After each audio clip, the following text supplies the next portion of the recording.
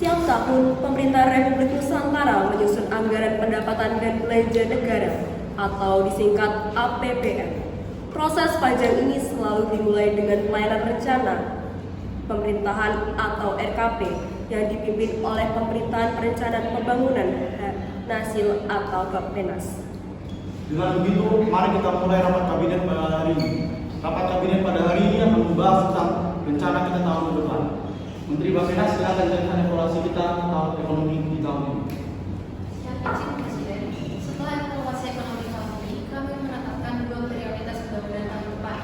Yang pertama, peningkatan kualitas udara dan lingkungan akibat tingginya jumlah kendaraan pribadi. Dan yang kedua, pengembangan transportasi umum sebagai penggerak ekonomi nasional. Kalau begitu, saya ingin aturan tegas. Setiap rumah hanya boleh memiliki maksimal 2 kendaraan pribadi.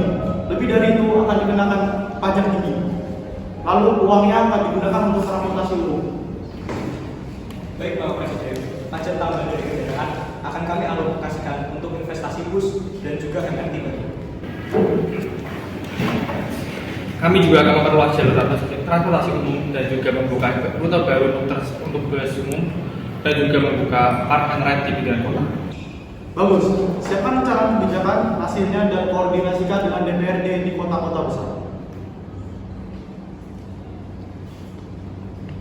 Penyusunan APBN pertama mengenai rencana kerja pemerintahan pada akhirnya selesai setelah disetujui Presiden. Sekarang saatnya untuk memulai mempersiapkan rencana-rencana anggaran pendapatan dan belanja negara yang merencanakan keuangan tahunan negara yang berisikan pikiran pendapatan dan rencana pengeluaran pemerintahan selama 1 tahun. Setelah mendapatkan persetujuan dari Presiden, sidang kabinet pembahasan RAPBN tahun anggaran 2026 dilaksanakan yang dipimpin langsung oleh Presiden Republik Indonesia serta dihadiri oleh Menteri Perhubungan, Menteri Lingkungan Hidup, Menteri Keuangan, Menteri Kesehatan, dan Menteri Bappenas. Agenda sidang hari ini akan membahas rancangan kebijakan nasional terkait peningkatan kualitas udara dan pengembangan umum sebagai upaya memperkuat pertumbuhan ekonomi berkelanjutan. Sidang dimulai dengan 2 fokus utama yang menjadi perhatian kita tahun ini. Yang pertama adalah kualitas udara nasional akibat tingginya jumlah kendaraan pribadi, serta pengembangan sistem transportasi umum yang modern, ramah lingkungan, dan terintegrasi. Saya mengharapkan laporan dari Pak Menteri terkait mengenai arah kebijakan dan kebutuhan anggaran yang telah direncanakan.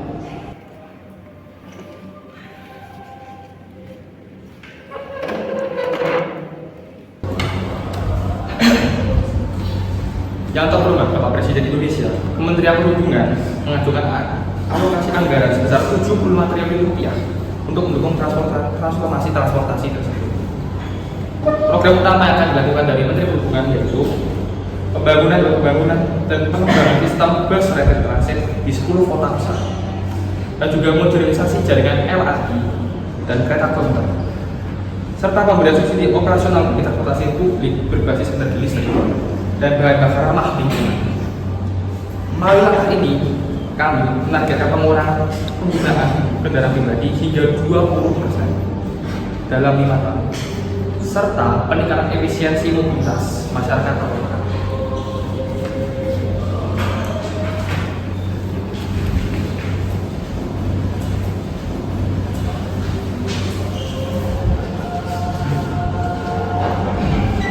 Izin Bapak Presiden melanjutkan, dan kami dari Menteri Lingkungan Hidup kita bekerjasama dengan Menteri Kehutanan dan Menteri Lingkungan Hidup kita mengajukan anggaran sebesar 30 triliun rupiah, dan fokus program kami meliputi penanaman 50 juta pohon dan rehabilitasi ruang terbuka, lalu pengembangan sistem pemerintahan kualitas udara yang berspekulasi tinggi, dan pemberian insentif fiskal bagi kendaraan listrik dan kendaraan lainnya.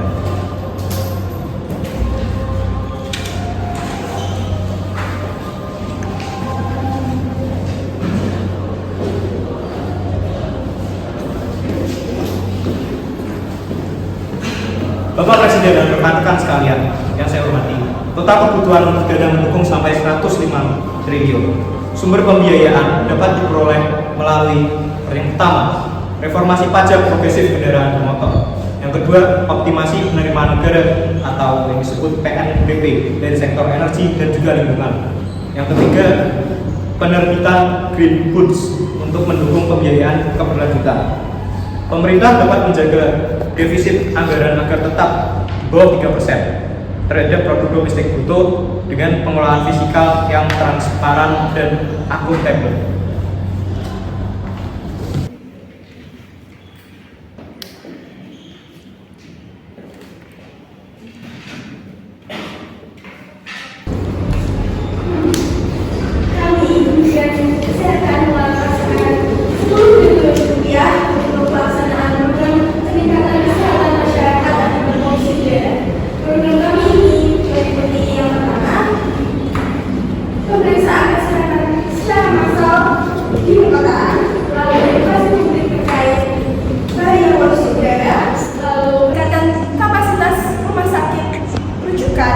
terutama rumah sakit rujukan penyakit paru-paru, serta kami pun meningkatkan kualitas tenaga medis melalui peningkatan latihan lanjutan terutama pada spesialis paru-paru.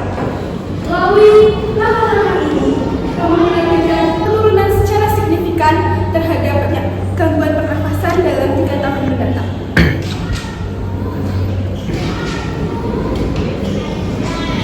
Sinergi antar kementerian ini menjadi dasar pelaksanaan program pembangunan ini dengan target menurunkan emisi karbon nasional sebesar 30% pada tahun 2030. Kami juga berharap melakukan pengawasan berbasis data agar program yang dijalankan berjalan efektif dan sesuai dengan prioritas pembangunan utama ini.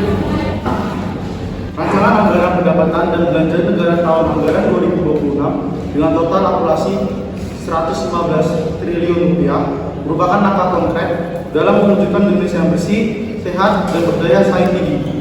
Dengan kebijakan ini, kita menargetkan yang pertama adalah penurunan emisi karbon sektor transportasi hingga 30%, kemudian peningkatan penggunaan transportasi umum hingga 50%, lalu peningkatan kualitas udara di seluruh wilayah perkotaan. Dengan semangat kesatuan dan tanggung jawab, saya nyatakan sidang pembahasan RAPBN tahun anggaran 2026 secara resmi ditutup. Semoga Tuhan Yang Maha Esa senantiasa memberikan petunjuk dan berkahan bagi bangsa Indonesia. Hasil sidang ini akan menjadi dasar dalam penyusunan APBN 2020 yang berorientasi pada pembangunan berkelanjutan, lingkungan yang sehat, dan kesejahteraan rakyat Indonesia, dan diserahkan kepada DPR untuk dibahas bersama. Disinilah proses politik dan pengawasan dimulai. Setelah rapat lintas kementerian selesai, pemerintahan seluruh daerah DPRD kota mengambil inisiatif untuk menyusun peraturan pembatasan kendaraan pribadi sesuai kondisi wilayah masing-masing.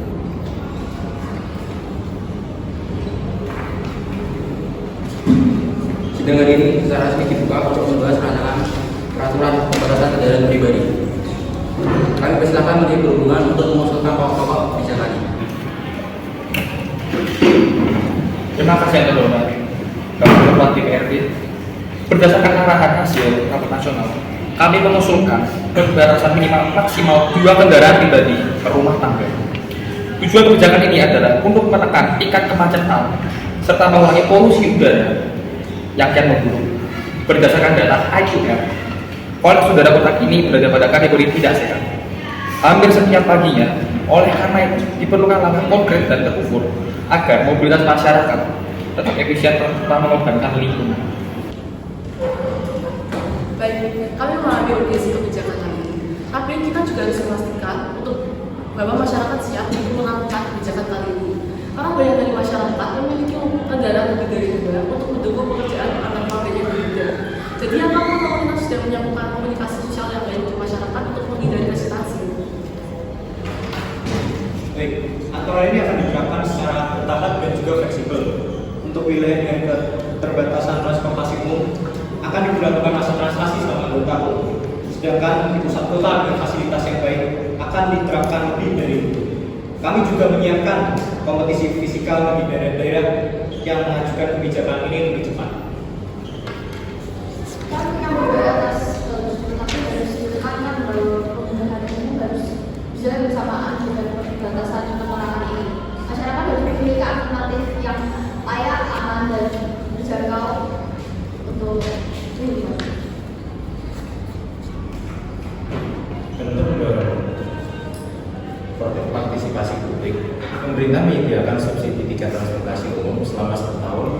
bagi masyarakat yang secara sukarela menyerahkan atau menjual kendaraan pribadinya.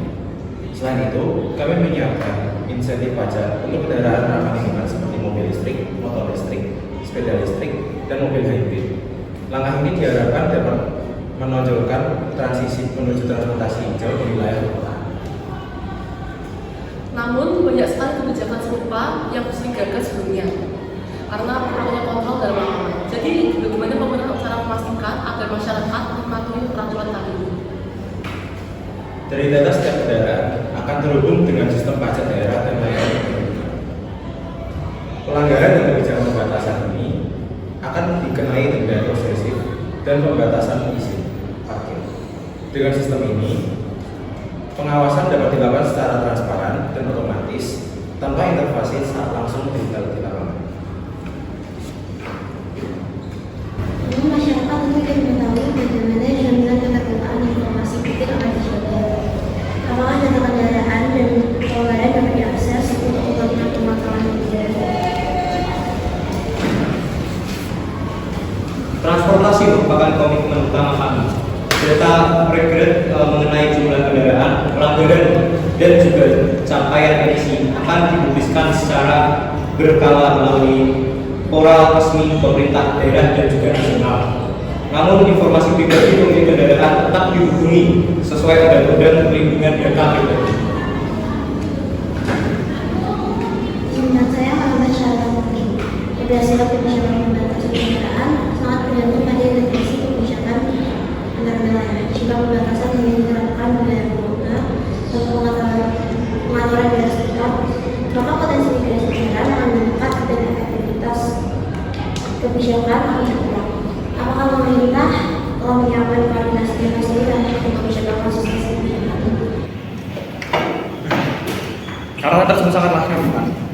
Karena pemerintah pusat melalui Kementerian Perhubungan akan menyiapkan peta koordinasi kebijakan transportasi lintas daerah metropolitan dengan pendekatan regional agar kendaraan dan transportasi publik dapat diatur secara terpadu, sehingga tujuan kebijakan ini dapat tercapai secara efektif di seluruh wilayah.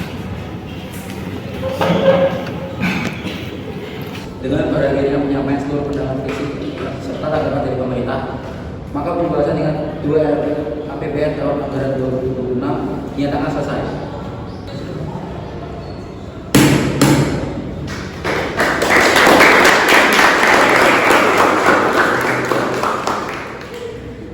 Setelah melalui serangkaian rapat kerja antara pemerintah Republik Indonesia dan Dewan Perwakilan Rakyat serta mempertimbangkan pandangan fraksi, masukan masyarakat, dan hasil pembahasan komisi terkait, tibalah saatnya Komisi dan Fraksi Peran DPR untuk mengesahkan rancangan undang-undang tentang anggaran pendapatan dan belanja negara tahun anggaran 2026. Sidang Dewan yang terhormat, dengan telah disampaikannya seluruh pandangan fraksi dan tanggapan pemerintah, maka pembahasan yang kedua rancangan undang-undang tentang APBN tahun anggaran 2026 dinyatakan selesai.